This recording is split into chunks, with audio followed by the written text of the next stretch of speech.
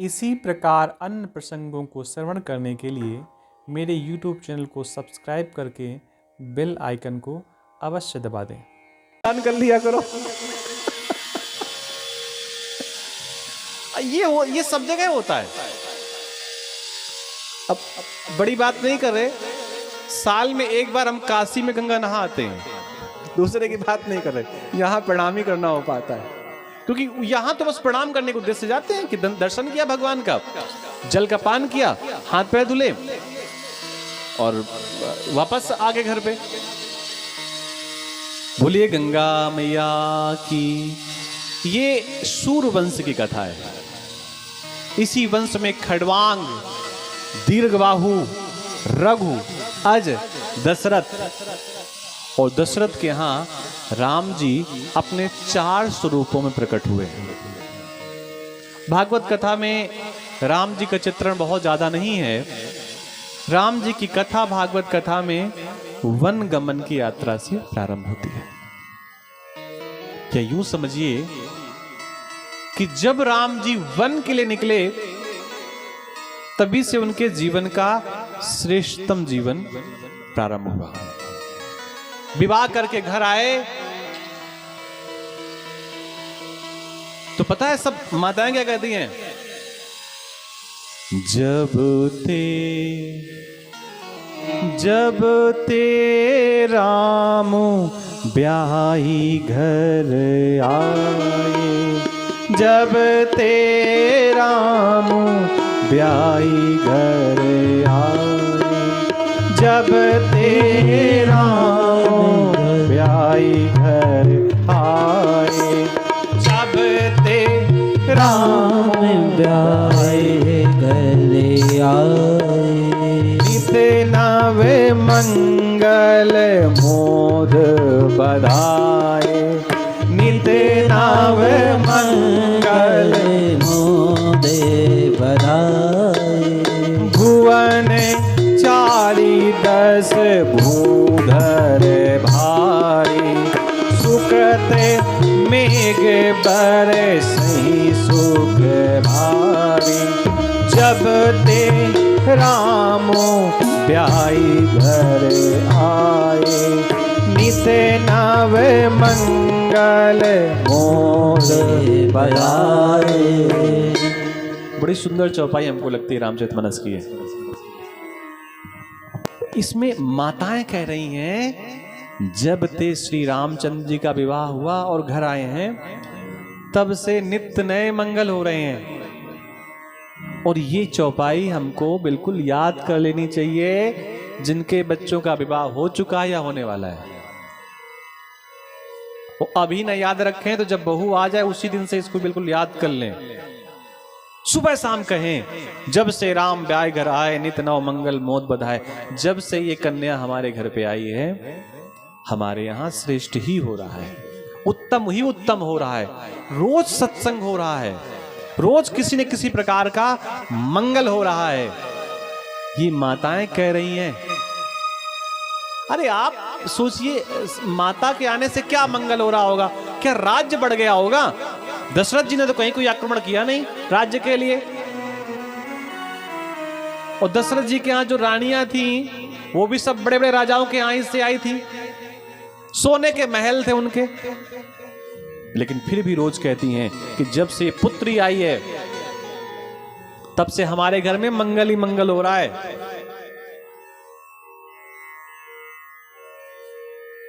और इसी में माताएं कह सकती थी कब?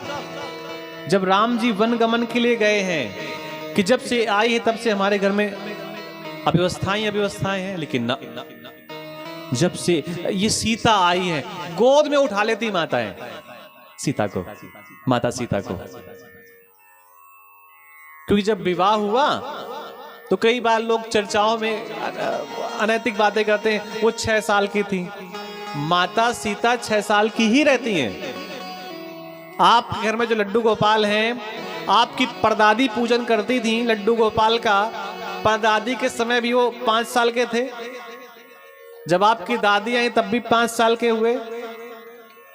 आपके पिताजी के समय भी 5 साल के हैं, आपके समय भी 5 साल के हैं। सबका तो आधार कार्ड बढ़ गया, डेट ऑफ बर्थ बढ़ गई, वो अभी उतने ही है, वो उतने ही रहते हैं, उनकी उम्र नहीं बढ़ती। राम जी हमेशा 15 साल के ही रहते हैं। और जब कहीं रामलीला होती है, राम लखन की जोड़ी आती है 15-16 साल की, तो लोग कहते हैं बड़ी दिव्य जोड़ी आई है। बहुत छोटे छोटे बालक थे, बड़ी सुंदर वार्ता कर रहे थे। और वही जोड़ी अगर 25-30 साल की हो तो लोग कहते हैं विद्वान तो बहुत है लेकिन थोड़ा सा उम्र ज्यादा है। ऐसा लोग अक्सर चर्चा करते हैं। बड़ी दिव्य जोड़ी आई थी। श्रवण समीप भय सुत कीसा, कान के पास बाल दिखाई दिए सफेद, तो राजा के मन में भाव जगा, क्या बुढ़ापा आ गया है क्या? उस समय डाई वगैरह चलती नहीं होगी। कौन सी लगा क्या है भैया?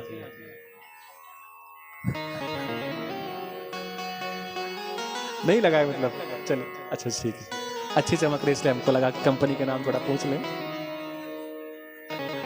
श्रवण समीप भयसित केश, राजा को लगा मैं बूढ़ा हो रहा हूं। हमारे यहां स्थितियां दूसरी हैं। अगर व्यक्ति बूढ़ा हो रहा हो तो चाबी को भी चाबी के अंदर रख देती हैं माताएं, कहीं पता न चल जाए। कुछ तो माताएं गले में बिल्कुल चाबी टांग के रखती हैं, चल चाहे ना पाए, चाबी के वजन से कमर बिल्कुल झुकी जा रही है। लेकिन ना, पूत कपूत तो का धन संचय, पूत सपूत तो का धन संचय। मतलब ये नहीं है कि हम किसी की आलोचना कर रहे हैं, ये तो एक हास्य परिहास की बात थी, लेकिन जिम्मेदारी उनको दो।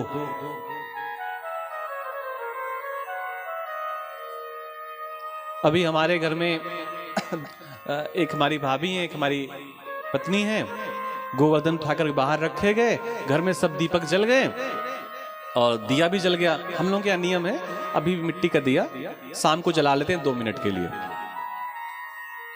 हम निकल कर गए बाहर से घूम करके, तो हमने पूछा कि भाई गोवर्धन में दीपक क्यों नहीं रखा गया? उन्होंने उनके ऊपर बता दिया, बोले दीदी ने हमसे कहा ही नहीं। उन्होंने कहा हमको लगा जब वहां दीपक जला रही, अच्छा दीपक सब जगह जला, बाकी जो प्रक्रिया होनी थी सब हो गई। तो जिम्मेदारी दो। 60-65 के हो जाओ तो फिर धीरे से उन्हीं को जिम्मेदारी सौंपने दो, उन्हीं को सब कुछ करने दो।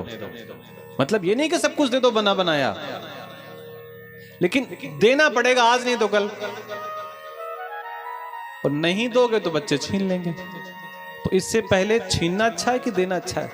अपनी तरफ से जीवन भरा इंकार रहेगा, अरे मैंने दिया है जाओ, तो अगर छीन लिया तो बता भी नहीं पाओगे कि बच्चे ने छीन लिया।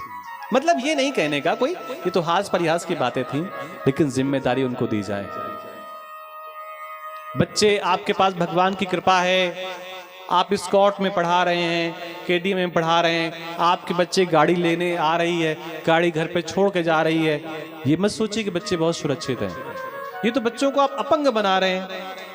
कभी पैदल भी भेजो, कभी साइकिल से ही भेजो, कभी धक्का भी खाएं, मालूम तो पड़े कि जो घर में चमकने वाली ईंट लगी है वो कितने पसीने के बाद आई है। ज्यादा सुविधाएं दोगे तो समस्याएं हो जाएंगी। कई तो माताएं क्या करती, कक्षा 11वीं में बच्चा पढ़ रहा है और जैसे पढ़ करके आया तो जूते उतार रही हैं, आ गया मेरा बाल गोपाल, अपंग बना रही हैं आप उसे। श्रवण समीप भय सित केशा, दशरथ जी को लगा कि कान के पास में बाल आ गए हैं और बेटे का विवाह भी हो गया है, तो अब जिम्मेदारी क्यों ली जाए? सबसे चिंतन किया, मनन किया, क्या राम राजा के योग्य हैं? सब लोगों ने कहा हाँ हाँ हाँ राम, अरे राम राजा बने।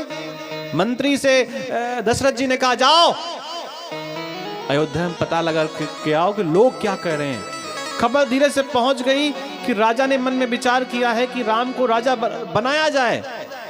तो मंत्री आए, बोले महाराज आज तो अयोध्या में वो हो रहा है जो कभी नहीं हुआ। क्या हो रहा है? भिखारी दान बांट रहे हैं, सारा कोष खाली कर रहे हैं। क्यों? क्योंकि उनके मन में प्रसन्नता है कि राम राजा बनेंगे। सब प्रसन्न हैं। अयोध्या में नगाड़े बजने लगे। कई बार संगीत के सुर भी लोगों के कानों में चोट पहुंचाते हैं, और लोगों की छोड़ो, देवताओं के कानों में चोट पहुंचाते हैं। अयोध्या में ढोल नगाड़े बज रहे थे। इंद्र की नींद टूटी, देवताओं की नींद टूटी कि ये क्या हो रहा है। अयोध्या में उत्सव, अयोध्या में उत्सव का मतलब हमारे जीवन का उत्सव समाप्त। क्या किया जाए, कैसे इस रंग में भंग मिलाया जाए। सरस्वती माता के पास गए। सरस्वती माता से कहा, देवी अब तुम ही हमारा काम बना सकती हो। सरस्वती ने कहा, क्या करना है। पूरी बात बताई इंद्र ने, देवताओं ने। तो पता है सरस्वती माता ने मना कर दिया।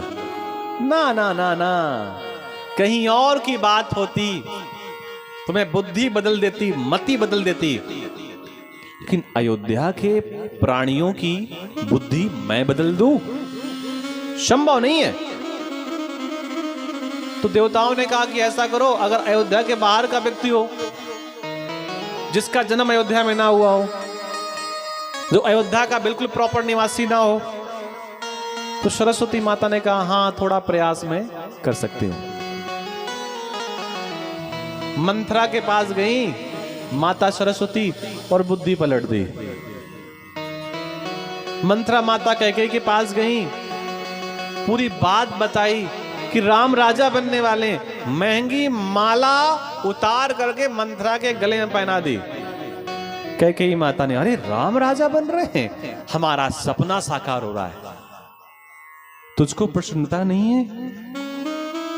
मंथरा ने कहा, किस बात के, तुझको दुख नहीं है, किस बात का। राम राजा बन रहे हैं। अरे राम राजा बन रहे हैं, इससे ज्यादा प्रसन्नता की बात क्या हो सकती है। कुछ एक आध घंटे में पूरा ऐसा विज्ञान समझा दिया उस सेविका ने, उस दासी ने, उस मंथरा ने, जो दहेज में आई थी कैकेयी के यहां से, कि अगर राम राजा बन गए तो सबसे पहली प्रक्रिया होगी कि तुम भी वहीं रहोगी जहां मैं रहती हूं, जहां पर सर्वेंट क्वार्टर होता है, बगल में तुमको ही मिल जाएगा। और मुझे क्या फर्क पड़ता है, मैं तो पहले ही दासी हूं। कौन नृप हुए, चाहे राम राजा बने, चाहे दशरथ बने, चाहे भरत बने, हम तो दासी ही रहेंगी। हमें थोड़ी कोई महारानी बनना है, लेकिन हमारे ही बगल में तुमको भी कमरा मिलेगा। और भरत को तो हो सकता है उसके प्राण भी ले लिए जाएं। क्यों ऐसा समझाया कि कैकेयी समझ गई। कैकेयी ने कहा कि आज तक तो मैं समझती थी कि तू कम बुद्धि है, तेरे पास विवेक नहीं है, लेकिन आज तो तेरा अंग अंग चमक रहा है। इतनी तारीफ की माता कैकेयी ने मंथरा की कि उसको लगा पूरे शरीर की तो तारीफ मैंने कर दी, तेरी बुद्धि कितनी तेज है, तेरे हाथ पर कितने दिव्य हैं, उसको लगा कुबड़ की तारीफ कैसे करें।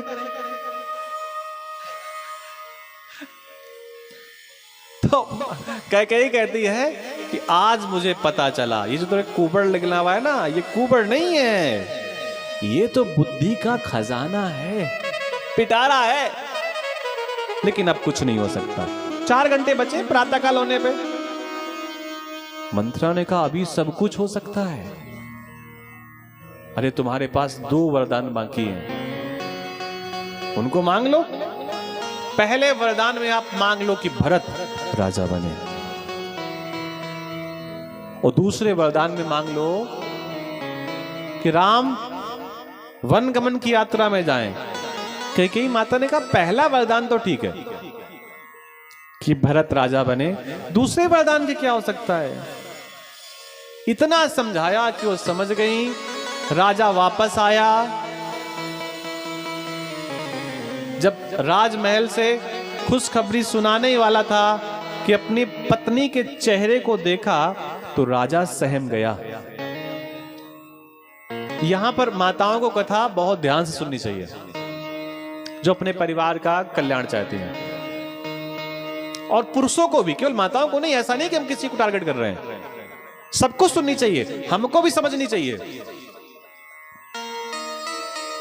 वो चक्रवर्ती राजा जो जब स्वर्ग में जाता है ना, तो ऐसा नहीं है कि इंद्र कहता है तुम वहां बैठो। वो चक्रवर्ती राजा जो इंद्र के आधे सिंहासन पर बिल्कुल पलथी मार करके बैठता है, आधे में इंद्र बैठता है और आधे में दशरथ जी। वो चक्रवर्ती राजा अपनी पत्नी के रूठे हुए स्वभाव को देख करके डर गया। उसको लगा क्या हो गया, इसने अपने श्रृंगार को नष्ट कर दिया, दिव्य वस्त्रों को त्याग दिया, मैले कुचैले वस्त्र पहन लिए, और आज ये इस कच्छ में क्यों आई है? रानी, किसने तेरा अपराध किया है? मुझसे सच सच बता, आखिर तेरा तुझे समस्या क्या है? तू इस प्रकार रूठी क्यों है? सरयू का जल राजा के हाथ पे रख दिया। मैं कुछ मांगना चाहती हूं। अरे राजा मुस्कुरा पड़ा, देवी पूरा राज्य तेरा है, तू महारानी है, तू राजमाता है, तुझे मांगने की क्या आवश्यकता है? सब कुछ तेरा ही तो है। वो 2 वरदान मांगने हैं। अरे 2 4 मांग ले, नहीं 2 ही चाहिए। लेकिन पहले ये बता, मना तो नहीं करेगा? संकल्प ले कि जो मैं मांगूंगी वो तू देगा। संकल्प ले लिया राजा ने। रघुकुल रीत सदा चली आई, प्राण जाए पर वचन न जाई। मैं संकल्प देता हूं, संकल्प लेता हूं कि देवी तू जो मांगेगी वो मैं तुझे दूंगा। पहले वरदान में मांग लिया कि भरत जी राजगद्दी पर बैठे। राजा ने कहा अरे ये कोई बहुत बड़ी बात है क्या? देहु एक बार भरत ही टीका, अरे राम बने भरत बने राजा, क्या फर्क पड़ता है? दोनों मेरी आंखें हैं, मैं दोनों से देखता हूं, कोई भी बैठ जाए। तब उसने कहा राजन सावधान, मांगो दूसर बर कर जोरी। दूसरा हाथ जोड़ करके मांग रही है। घर के लोग अगर हाथ जोड़ लें तो कई कारण हो सकते हैं, या तो बहुत वो आदर कर रहा है, या फिर वो बहुत कोई ऐसी बात कहने वाला है जो आप सहन नहीं कर पाएंगे। घर के लोगों के सामने क्या हाथ जोड़ना, अपने लोगों के सामने क्या हाथ जोड़ना? अरे अपनी चीज तो अपनी होती है। तापस वेश विशेष उदासी, 14 वर्ष राम वनवासी। राम से गिर पड़ा राजा। अरे रानी, ये हास का समय नहीं है, हास परिहास का समय नहीं है, ये उपहास का समय नहीं है, ये कोई व्यंग्य का समय नहीं है, मनोरंजन का समय नहीं है। ऐसी बातें तुम्हारे मुंह से क्यों निकल के आई? कहो ये तुमने लगता है धोखे से कह दिया, गलती से कह दिया। रानी ने कहा ना ना राजन, ये मेरा दूसरा वरदान है। इतना राजा को वशीभूत कर लिया कि राजा बोल नहीं सका। प्रातः काल हुई, सुमंत राजा के पास जाने लगे तो ऐसा लगा दीवालें काटने के लिए तैयार है। ऐसा लगा कि ये शाम तक तो दीवालें चमक रही थी खुशी से, आज ये इनमें इतनी झल्लाट क्यों है? ये दीवालें हमें नोच रही हैं, लगता है खा जाएंगी। ये वही महल है जहां पर रोज सुमंत्र बेहिचक जाते थे। आज कदम रखने में डर लग रहा है। पहुंच गए राजा के महल में। राजा तो कुछ बोल नहीं पाया, दुखी था, व्यथित था। रानी ने कहा कि राम राम राम राम कह कर चिल्ला रहे थे, लगता है राम से कुछ कहना चाहते हैं। सुमंत जी राम जी के पास गए, राम जी पिताश्री के पास आए। पिताश्री से कहा पिताश्री आप इतने उदास क्यों हैं, बात तो कहिए। पिता कुछ नहीं बोल पाए। माता कैकेयी ने सारी बात कह दी कि पिता के मन में ये लालसा है। राम जी चल पड़े वन गमन की यात्रा के लिए। मन में भाव जगा कि मां से एक बार आज्ञा ले लें। मां के पास गए तो कौशल्या माता पूजन में बैठी थी। एक बात ध्यान देना, जब कोई बड़ा कार्य हो तो जो घर के सबसे बड़े बूढ़े हैं उन्हें माला लेकर के बैठ जाना चाहिए। माल लेकर के नहीं, बगल में वो लिए हैं पर्स, माला लेके बैठना चाहिए। क्यों? क्योंकि बड़ा कार्य हो रहा है, बड़ा उत्सव हो रहा है। इस उत्सव में कोई अव्यवस्था ना होने पाए। कौशल्या माता को कोई फर्क नहीं पड़ रहा कि क्या हो रहा है, कुछ नहीं, कोई व्यवस्था नहीं। वो तो बस भगवान का ध्यान कर रही, महादेव का ध्यान कर रही, सूर्य भगवान का ध्यान कर रही, जो उनके कुल देवता हैं। माँ के पास राम जी पहुंचे तो माँ कह रही हैं, तात जाओ बलि बेग नहाओ। ये क्या सन्यासियों के कपड़े पहन रखे, जाओ नहा के आओ, जल्दी से कलेवा कर लो, मन भाव जो वो खा लो, क्योंकि आज तुम्हारा संस्कार होने वाला है। पूरा दिन नष्ट हो जाएगा, पूरा दिन लग जाएगा, और एक बार जब संस्कार में बैठ जाओगे तो भोजन नहीं मिलेगा, क्योंकि पूरा संस्कार होने के बाद ही भोजन नहीं मिलेगा। तो राम ऐसा करो, जाओ चुपके से जो मनो खा लो, बताना नहीं किसी से, क्योंकि बता दो कि मैं कुछ खाने जा रहा हूं तो लोग मना कर देंगे। तो जाओ, जो मनो चुपके से खा लो और फिर आ जाओ। उदास भाव से भगवान ने कहा, मुझे तो राजा बना दिया। पिता दीन मोहि कानन राजू, जहां सब भांति मोर बड़ काजू। पिता ने मुझे छोटे से राज अयोध्या का नहीं, पूरे कानन का राजा बना दिया। और बस थोड़े समय के लिए। देखिए, बात करना व्यक्ति जीवन भर सीखता रहता है। हम भी सीखते रहते हैं, आप भी सीखते रहते होंगे, और अच्छे से बात कैसे कही जाए, लेकिन कैसे किससे बात करनी है, शब्दों की मर्यादा कैसी हो, उसके लिए रामचरितमानस थोड़ा पढ़ा जाए। 14 साल राम जी ने नहीं कहा, मां घबरा जाएगी। बरस 4 ही, बस 4 और 10, बस 4 और 10 कितना समय लगना है? पहले थोड़ी संख्या बताई, फिर ज्यादा, और फिर मैं वापस आ जाऊंगा। अच्छा, पिता ने आदेश दिया है। अगर पिता ने आदेश दिया है तो मैं मां हूं। मां का कद पिता से बड़ा होता है, पहले होता है तुमेव माता च पिता, पहले मां फिर बाद में पिता। और पिता ने अगर जंगल में रहने का आदेश दिया है, मैं पिता के आदेश को पलट दूंगी, मैं नया आदेश दूंगी। तो राम जी ने धीरे से कहा, इसमें मां की भी अनुमति है। तो अगर मां की अनुमति है राम, जो केवल पितु आयु ताता, तो जनि जाहु जानी बड़ी माता। और अगर मां ने कहा है तो अयोध्या वही है जहां मां ने आदेश दिया है। जिस प्रकार सूर्य जब निकलता है उसी समय को दिन माना जाता है, जहां सूर्य निकलता है उसी को प्रातः कहते हैं, उसी को दिन कहते हैं। ठीक उसी प्रकार राम जहां होंगे वही अयोध्या है। और एक बात और, देव पितर सब तुम्हीं गोसाई, राखो पलक नयन की नाई। जिस प्रकार पलकें छुप जाती हैं, बंद हो जाती हैं, कब? जब आंख में कोई संकट आता है। आपके शरीर में सब जगह चोट लग सकती है, आंख पे चोट लगने का नंबर आएगा तो बहुत भारी चोट हो तो अलग विषय है, अन्यथा पलकों पे चोट लगती, अंदर नहीं। वो पहले ही,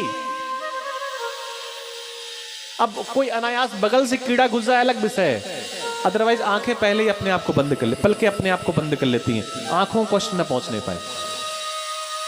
सब देवता तुम्हारे हैं। जब मालूम पड़ा तो लखन जी भी चल पड़े कि हम भी भैया के साथ जाएंगे। तो राम जी ने मना किया कि ठीक नहीं है, हमें केवल वनवास हुआ है, आपको चलने की आवश्यकता नहीं है। लखन जी के बारे में, लखन जी को तो भगवान संकेत में कह रहे हैं। जब लखन जी नहीं माने तो राम जी ने कहा जाओ अपनी माँ से पूछ करके आओ, माँ से आदेश लेकर के आओ। लखन जी अपनी माँ के पास गए और जब माता के पास पहुंचे तो सुमित्रा माता ने कहा क्यों आए हो? तो राम जी ने भेजा है कि जाओ माँ से आदेश लेकर के आओ कि मैं उनके साथ जंगल जाना चाहता हूं। सुमित्रा माता थोड़ा मुस्कुराई, थोड़ा क्रोधित हुई। लखन को लगा ऐसा माँ का स्वभाव कभी नहीं रहा है। तो धीरे से सुमित्रा माता ने कहा लखन से, पुत्र आज मैं तुझसे वो राज कहूंगी जो मैंने छिपा के रखा है। वहां जंगल जाने की तैयारियां है, पूरा अयोध्या उदास है और सुमित्रा कह रही मैं वो राज बताऊंगी जो आज तक बताया नहीं। तो लखन जी ने कहा मां ऐसा कौन सा राज है जो तूने मुझे छिपा करके रखा है? सुमित्रा माता ने कहा पुत्र बहुत ध्यान से सुनना, तुझे विश्वास नहीं होगा। मां तू जो कहेगी मुझे विश्वास होगा। कह तो सही लखन, आज तक तू एक धोखे में रहा है कि दशरथ तेरे पिता हैं और सुमित्रा तेरी माता है। सच मान तू मैं तेरी मां नहीं हूं और दशरथ तेरे पिता भी नहीं है। अगर कोई मां अपने बालक से ऐसे कहते विवाह के बाद तो बेचारा बालक क्या करेगा? तो लखन जी ने कहा फिर कौन है मेरी मां, कौन है मेरा पिता? सुमित्रा माता ने कहा तात तुम्हारी मातु वैदेही, पिता राम सब भांति स्नेही। तात पुत्र, राम तुम्हारे पिता हैं। आज के बाद राम तुम्हारे कौन है? पिता हैं। और मुझे माना कहना, सीता तुम्हारी मां है। यात्रा पे निकल पड़े। सीता जी को भी राम जी ने मना किया तो सीता माता ने कहा कि जिस प्रकार छाया शरीर को नहीं छोड़ सकती, मैं भी आपको नहीं छोड़ सकती। चल पड़े, केवट के पास पहुंचे। केवट ने आनाकानी की, सुन केवट के बैन, प्रेम लपेटे अटपटे बिहसे करुणा ऐन, चितय जानकी लखन तन। पार कराया केवट ने। तो राम जी के मन में अभिलाषा हुई कुछ दें, अब कुछ हो तो दे। सीता जी के मन में भाव जगा, पत्नी कैसी होनी चाहिए? पत्नी मनोरमाम देहि मनोवृत्तारुसारणिम, तारणिम दुर्ग संसार सागरस्य कुलोद्भवम। पत्नी कैसी हो? जगदम्बा कहती है, दुर्गा सप्तशती कहती है पत्नी मनोरमाम देहि। पहली पसंद क्या है? अच्छी लगनी चाहिए। और किसको? मन को। पत्नी मनोरमाम देहि, उसका शरीर ऐसा हो, उसका रूप ऐसा हो कि मन को अच्छी लगे। लेकिन केवल इतना ही नहीं, ये तो बहुत छोटी बात है। मनोवृत्तारु सारणिम, पति के मन में क्या चल रहा है पत्नी को पता चल जाए।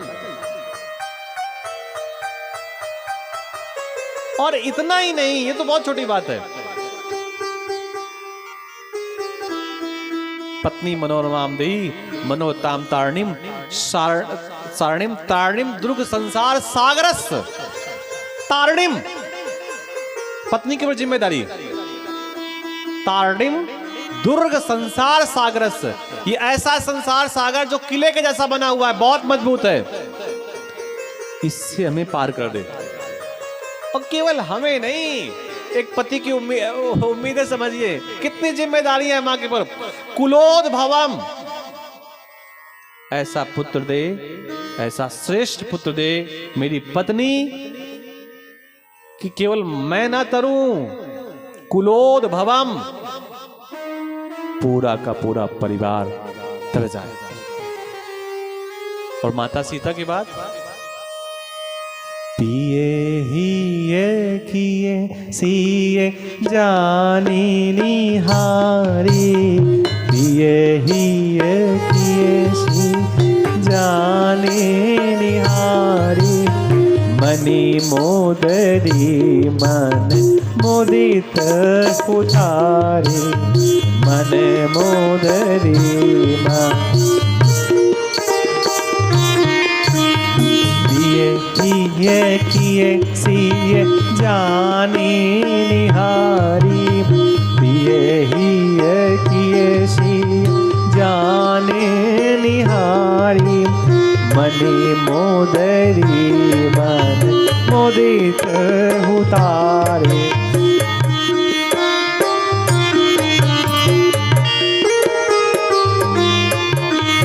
नाथ आजू में काहे न पावा, नाथ आजू में काहे न पावा, मिटे दोष दुख दारिद्र दावा, मिटे दोष दुख दारिद्र दावा।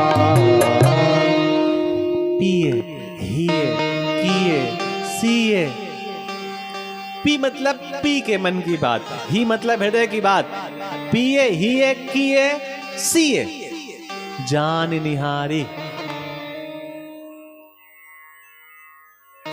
पति के मन की बात पत्नी जान जाए। भैया ऐसा पति बड़ा किस्मत वाला होता है। कुछ माताएं कहेंगी वो जान जाते हैं रोज की मैं आज गुस्सा फिर हूं, और जब वो जान जाते हैं कि मैं आज क्रोध में हूं तो फिर वो मुझसे कुछ नहीं कहते, आते अपना लेट जाते। वो जान जाते हैं कि आज मैं चंडी बनी हूं। पंडित जी ये चौपाई हम में फिट होती है। अरे वो ना जाने, आप जानो उनके मन में क्या चल रहा है।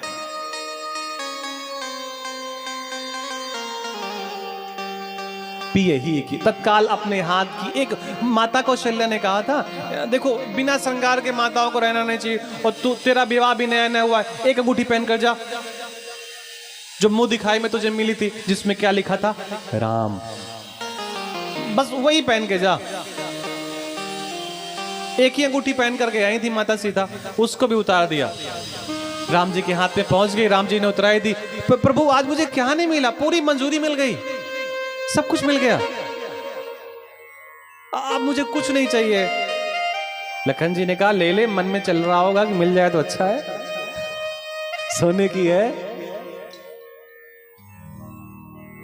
फिरती बार, कितना होशियार व्यक्ति है, फिरती बार दोबारा जब आऊं तब देते रहना। जो बेचारे होशियार दामाद होते हैं, जब उनकी सास कलेवा के समय उनको कुछ देती है गड्डी, अरे माता जी रोज आना है, अब अभी सब दे दोगी तो बार बार क्या दोगी, माता जी जब कुछ ना देना तो हर बार एक सोने का गुठी आप दे दिया करना। बेचारे होशियार दामाद ऐसे कहते हैं, दोबारा जब आना तब दे देना, मैं मना नहीं करूंगा। लेने का विचार नहीं था, दर्शन का विचार था। राम जी आगे बढ़े और राम जी के सुंदर स्वरूप को देख करके पूछती हैं वहां की सहेलियां, गांव की सखियां कि ये कौन है, ये इतने सुंदर राजकुमार जो जा रहे हैं, ये हैं कौन। तो एक ने धीरे से सीता से पूछा कि ए सखी रुक तो सही, बता तो सही, इसमें ये है कौन। तो माता सीता ने कहा कि ये जो गोरे वाले हैं ये मेरे देवर हैं। हो गया, परिचय हो गया। आज की स्थिति होती, वो जो ड्राइवर सीट में बैठे हैं ना, वो हमारा देवर है और नौकरी नहीं लग रही, तो बड़े भैया ने कहा कुछ दिन हमारी गाड़ी चलाओ। आज का कोई व्यक्ति होता तो वो जो टाई सूट में है ये हमारे हस्बैंड है, और जो ड्राइवर है तो वो देवर है हमारा, फॉर्म डाल रहा है, नौकरी नहीं लग रही है, तो हम ही ने कहा है कि इसको कुछ दिन के लिए नौकरी में रख लो। आज का अगर व्यक्ति होता तो वो मेरे देवर हैं जो गोरे वाले हैं। वो नाम कैसे ले लें? एक जगह बड़ा संकट था, सास ने बहू को समझा दिया पति का नाम मत लेना मेरे सामने, अब अपने पति का नाम मत लेना। अब बेचारी नाम कैसे ले?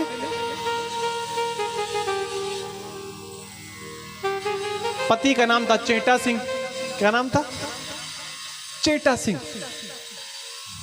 अब चीटी चबाए जाए, चीटा चबाए जाए पैर में, अब कैसे चिल्लाए जोर से। सास ने कहा क्या हुआ? अब कैसे कह दे कि चेटा सिंह ने काट लिया, क्योंकि चेटा तो चबा रहा था। बोले क्या हुआ? बोले तेरे पुत्र ने काट लिया। अब सास ने कहा मेरा पुत्र तो बाहर गया हुआ है। तब उसने दिखाया इसने काटे। तो बोले नाम क्यों नहीं ले रही थी कि चेटा ने काट लिया, चेटा ने काट लिया। बोले कैसे ले ले नाम? नाम तो उनका चेटा सिंह है। एक जगह सुंदरकांड हो रहा था और वहां हम लोग भजन करने लगे, गोविंद बोलो जय जय गोपाल बोलो। तो एक माता जी थी, गोपाल में तो बोलने गोपाल जय जय, और गोविंद का नंबर आया तो ऐसे कर दे। गोविंद तुम्हें तो नहीं हो। अच्छा हमने पूछा कि गोपाल में तो जय जय और गोविंद में ऐसे। अरे बोले समझ जाओ उनका नाम गोविंद है, कैसे ले लें? तो भैया ऐसा भी ना समझाओ कि सामने वाला सोचे आंख खराब है, इनकी गर्दन खराब है। वो गोरे वाले हमारे देवर हैं और इनके साथ में आए हैं। विश्वामित्र जी के पास गए, कहां रहूं आप प्रभु, कहां नहीं है? आप तो सब जगह हैं प्रभु। और राम जी ने कहा देखो बातों पे मत उलझाओ, हमको जगह बताओ हम कहां रहें। चित्रकूट में आप जाइए, जहां सब प्रकार से आपका कल्याण होगा, वहीं पर पर्णकुटी बना करके रहिए। राम जी चित्रकूट गए, लखन जी ने घर बनाया। सबसे पहले घर में तुलसी का बिरवा लगाया। आजकल सब चीज का प्रचार है और वास्तु शास्त्र का भी बहुत बड़ा प्रचार है। ऐसे घर होना चाहिए, यहां पर ही होना चाहिए, वहां पर होना चाहिए। देखिए वास्तु के दृष्टि से अगर घर बन गया हो, अब छोटे छोटे घर होते हैं, सारी प्रक्रियाएं पूरी नहीं हो सकती, बड़ी मुश्किल से तो व्यक्ति घर तैयार करता है, और फिर भी लग रहा है कि बहुत अव्यवस्थाएं हैं। तो बस इतना मन में विचार कर लीजिए कि जब सुंदर घर नहीं था तब देवताओं के लिए स्थान कितना था। इसको बहुत गहराई समझना बात को। जब कच्चा घर था तब तुलसी का बिरवा कितना बड़ा था, और जब से पक्का हो गया घर तो भगवान का स्थान कितना बड़ा हो गया, तुलसी का बिरवा कितना बड़ा हो गया। ये दोनों बातों का विचार कर लेंगे तो आपको इन्हीं बातों से पता चल जाएगा कि कमी घर पे नहीं है, कमी उस समय हमारी बुद्धि में हो गई थी कि भगवान को हमने सीढ़ियों के नीचे कर दिया। हमारा काम न बिगड़े, भगवान जहां है वहां सांस लेते रहेंगे, कोई दिक्कत नहीं है। हमारे पंडित जी बड़ा भैया एक दिन हंस बहुत रहे हैं, इनका खून बढ़ रहा है, तो जो इनका जब देना सब कुछ थोड़ा सा कम देना अच्छी बात है। आप बस विचार करिए कि तुलसी का बिरवा का साइज क्या हो गया और भगवान के रहने का स्थान कितना बड़ा हो गया। वो बस छोटे से दीवार में ऐसे ही बन करके रह गए। हमने तो कई घरों में भैया देखे पंडित जी महाराज कि किराए पे रहते हैं और भगवान का बड़ा दिव्य स्थान बना रखा है, और कृपा है सब प्रकार से। आप सोचो तो अपने आप बन जाएगा। बाद में लोग कहते हैं जगह नहीं बची। तुलसी का बढ़िया सुंदर सा दिव्य बिरवा रखा और फिर बढ़िया पर्णकुटी बनाई वहां पर लखन जी रहते रहे। 12 साल लगभग वहां व्यतीत किया। सब लोग मिलने आए, मन में भाव जगा कर चित्रकूट पे रहे तो रोज कोई न कोई मिलने आएगा और लीला भी करनी थी। इसलिए लीला करने के लिए भगवान आगे पहुंच गए, पंचवटी पर पहुंच गए।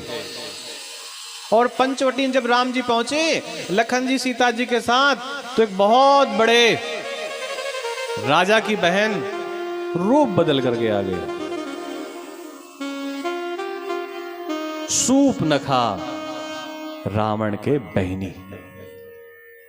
अब वो जब पहुंची तो राम जी से कहती है कि एक बात बताएं आपको।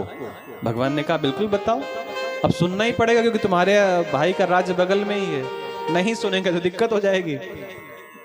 तो उसने कहा कि मैंने पूरे संसार भर का चक्कर लगा लिया, और संसार भर का चक्कर लगाने के बाद एक बात मुझे समझ में आई है कि तुम समपुरुष ना, तुम्हारे जैसा पुरुष मैंने संसार में नहीं देखा। ये कौन कह रही? सूपनखा।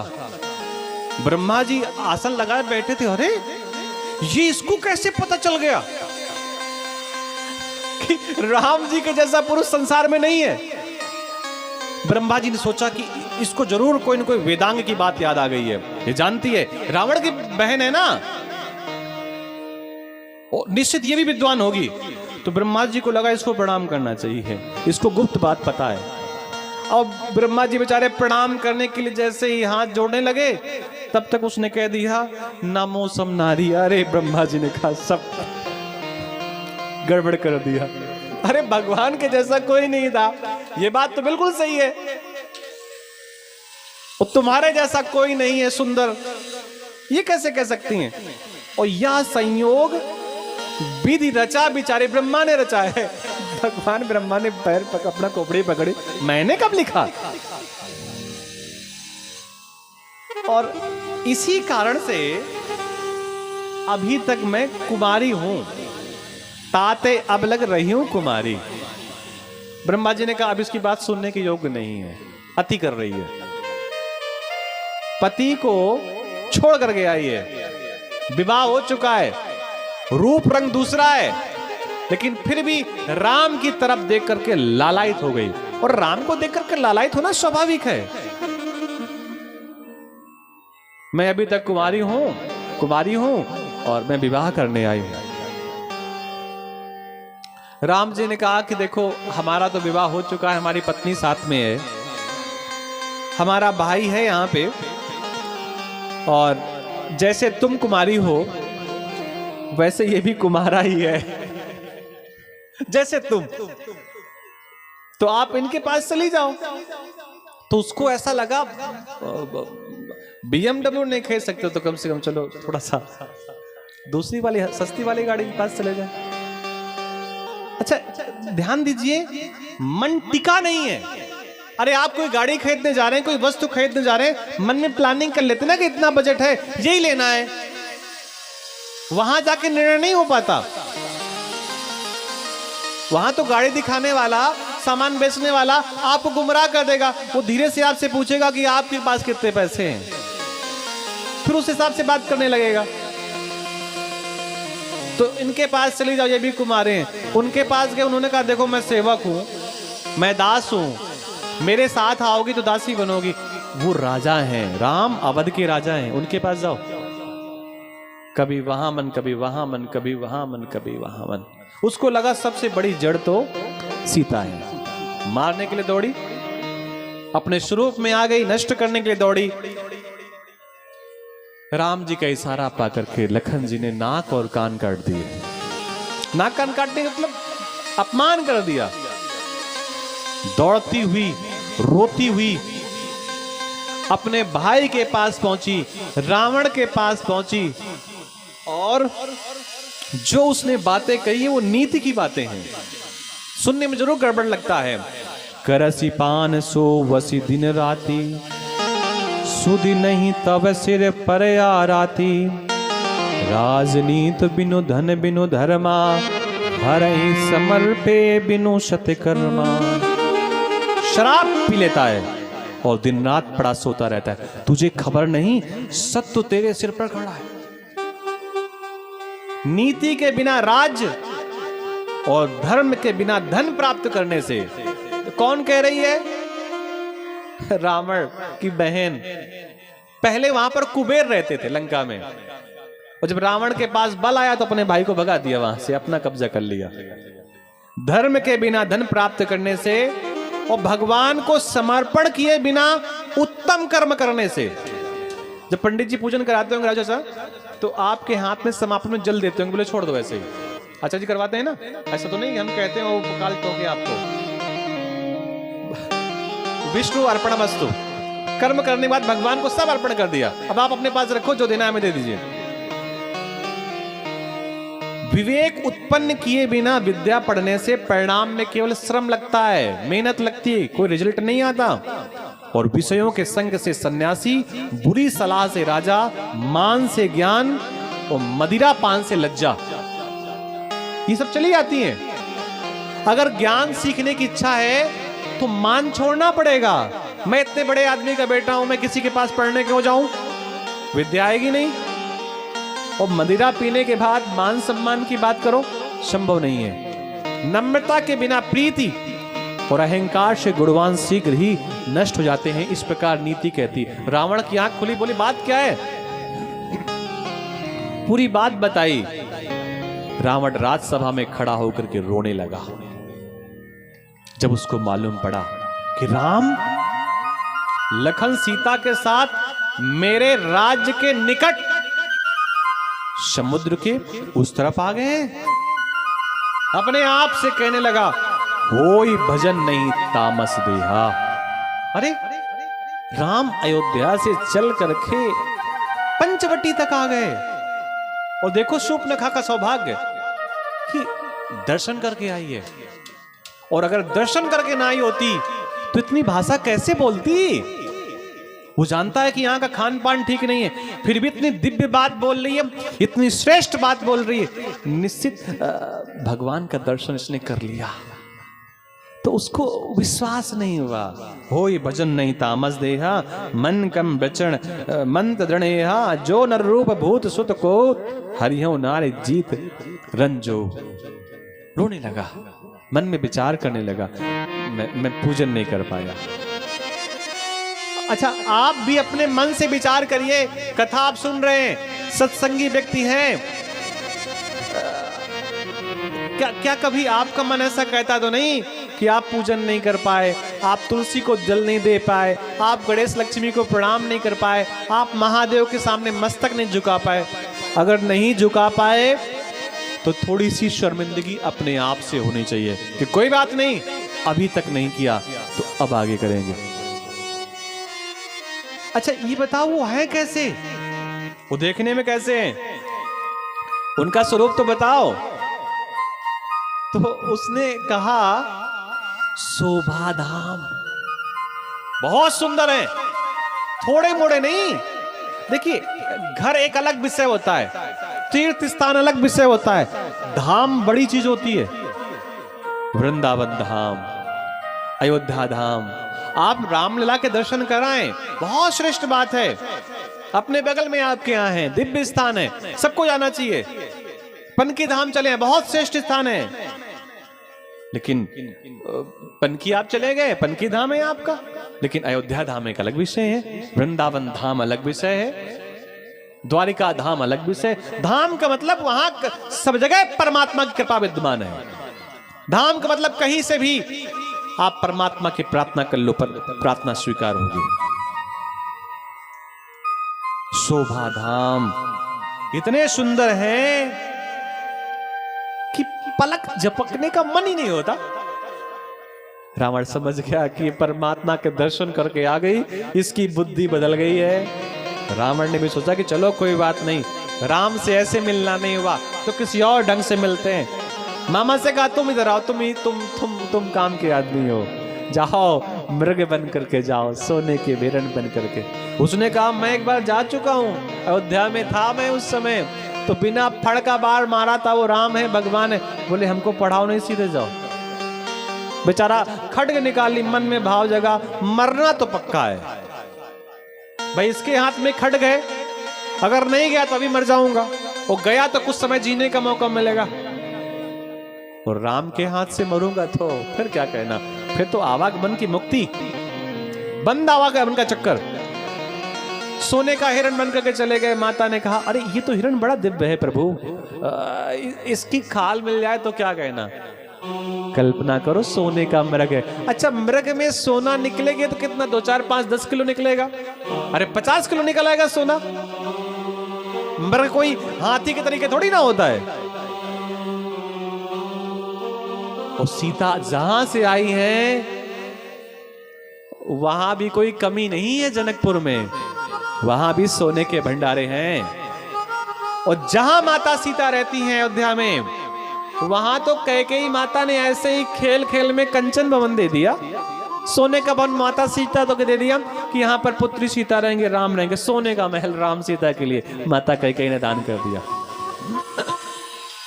और जितना इतना बड़ा सोने का महल, जो राजा की पुत्री है, चक्रवर्ती राजा की पुत्र वधू है, उसको 2, 4, 5 किलो सोने में क्या फर्क पड़ता है? क्योंकि जो सीता राम से कह रही हैं ये भी माया की सीता है, और जो हिरन जा रहा है ये भी माया का ही हिरन है। हिरन तो नहीं है ना, माया का बना हुआ हिरन है। और जो राम जी हैं वो मायापति हैं। सब माया ही माया है। माया के कहने से, माया के हिरन के पीछे मायापति दौड़ पड़े। वो बार बार पलट के देख रहा है। किसी ने पूछा भाई पलट के क्यों देख रहा है, या तो भाग या खड़ा हो जा। तो उस मारीज ने कहा मैं पलट के इसलिए देख रहा हूं कि भगवान से मैं कहना चाहता हूं कि कम से कम मैं नहीं आ पाया तेरे पास, तो आप ही छलांग लगा के आ जाओ ना। एक बाण मारा, मर गया। मरते समय उसको मिमिक्री करनी आती थी, कॉपी करनी आती थी। भैया लखन बचाओ, सीता माता के कान में आवाज गई। सीता ने कहा, माता ने कहा लखन से जाओ, जल्दी जाओ, राम संकट में। लखन जी ने बहुत समझाया, राम जी संकट पे कभी नहीं हो सकते। लेकिन सीता माता ने कुछ ऐसे कटु वचन बोले, बहुत कटु वचन बोले, वाल्मीकि रामायण में है, कि जाना पड़ा लखन को। एक रेखा खींच दी, मां इसके बाहर मत आना। रावण गया, नाटक करके सीता को उस रेखा के बाहर निकाल लिया, लेकिन मन में भाव जगा है कि मैं छूऊंगा नहीं, मैं कुछ भी कर लूं लेकिन माता को मैं छूऊंगा नहीं। तो दूर से उस धरती को उठा लिया, चला गया लंका में। एक बात और, माता सीता का थोड़ा सा मन सोने में आया कि माता सीता सोने के महल में कैद हो गई। हनुमान जी के माध्यम से सुग्रीव और राम जी की मैत्री हुई। हनुमान जी महाराज पता लगाने गए। पता लगा करके जब वहां से पता लगाने गए तो राम जी ने अंगूठी पकड़ा दी थी, वही वाली। 13.5 साल तक राम जी ने उस अंगूठी को अपने पास रखा था, क्योंकि वो जानते थे अब एक बार उतर गई है तो अब इसको दोबारा पहनाने की आवश्यकता नहीं है। इसे कब पहनाई जाएगी? जब इसकी आवश्यकता होगी, पुत्र के माध्यम से मैं भेजूंगा। हनुमान जी के माध्यम से अंगूठी भेजी। अंगूठी को देख करके माता पहचान गई कि माया से रची नहीं जाई, माया से अंगूठी रची नहीं जा सकती। हनुमान जी ने कथा सुनाई। माता ने कहा कथा बड़ी सुंदर सुना रहा है, प्रकट तो हो। हनुमान जी ने मैंने विचार किया कथा ही सुंदर है, कथा कहने वाला पूरा बंदर है। हनुमान जी प्रकट हुए, चूड़ामणि उतार करके ले गए, राम जी को दिया। पता लग गया माता सीता का। राम जी की सेना चल पड़ी, युद्ध हुआ और समापन में राम जी ने 31 बाण चलाए। 20 बाणों ने भुजाओं को अलग किया, 10 बाणों ने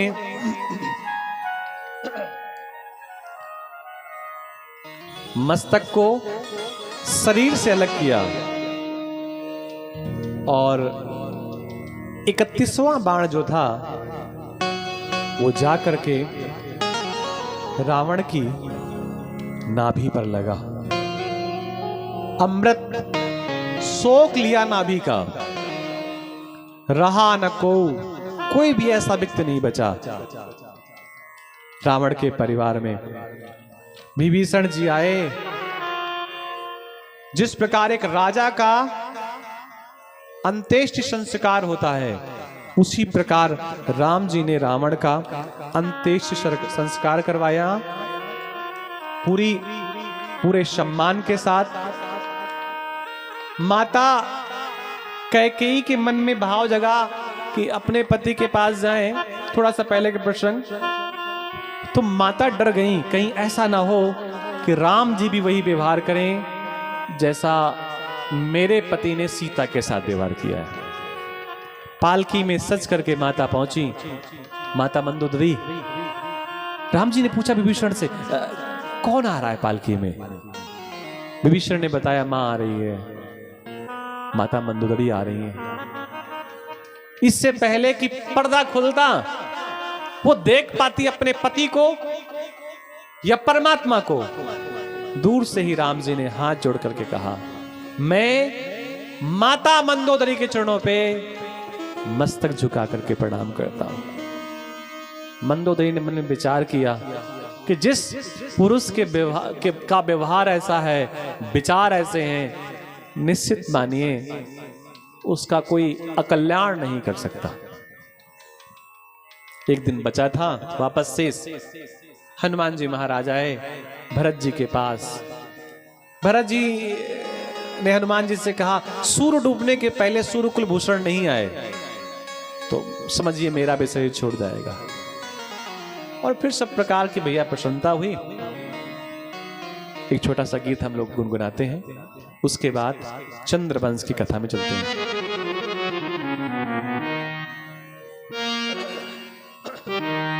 बोलिए राघवेंद्र सरकार की।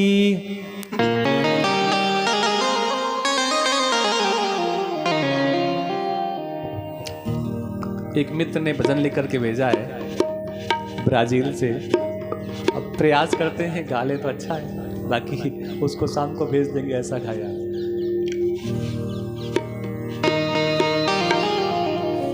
देखो अवध में मेरे,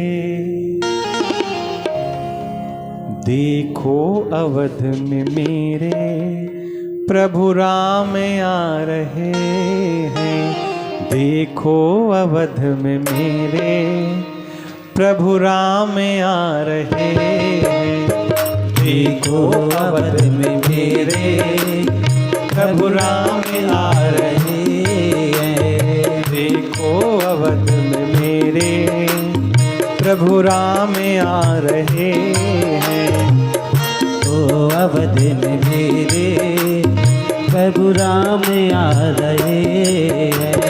बरसों के बाद राघव अपने धाम आ रहे हैं। बरसों के बाद राघव अपने धाम आ रहे हैं। देखो अवध में मेरे प्रभु राम आ रहे हैं। देखो अवध में मेरे प्रभु राम आ रहे हैं।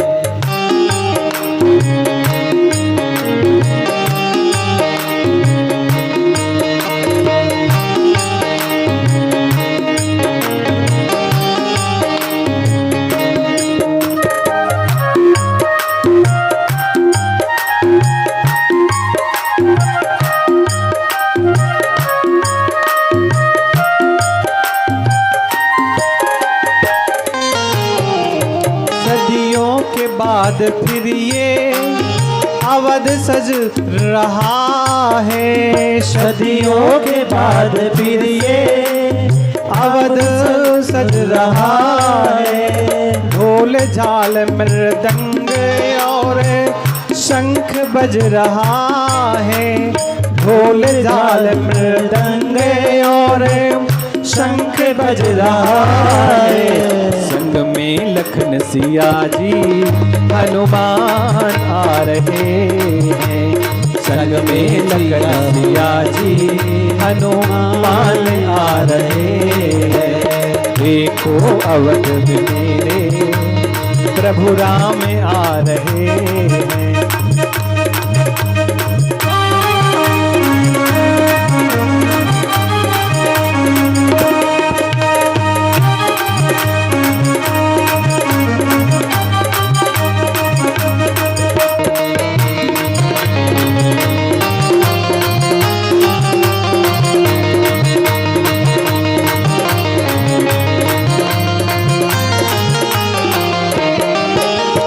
प्रभु राम जी का मंदिर बड़ा भव्य बन रहा है।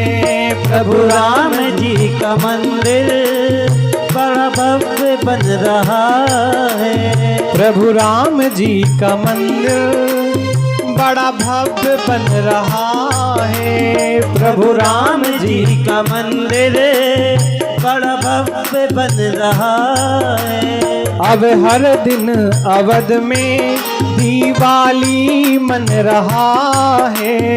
अब हर दिन अवध में दिवाली मन रहा है। तुम भी चलो रे प्यारे मोहन तुम भी चलो रे प्यारे राघव तमाम जा रहे हैं। तुम भी चलो रे प्यारे लोग तमाम जा रहे हैं। देखो अवध में मेरे प्रभु राम आ रहे हैं।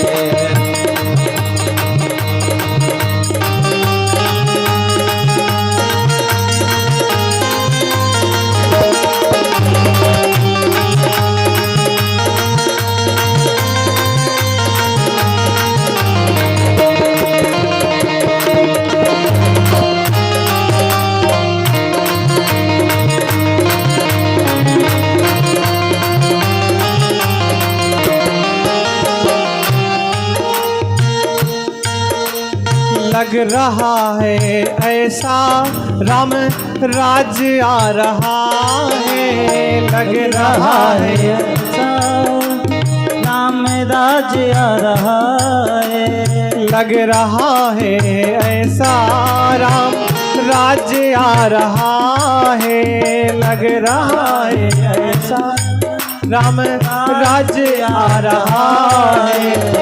मेरे प्रभु के सर पे ताज आ रहा है।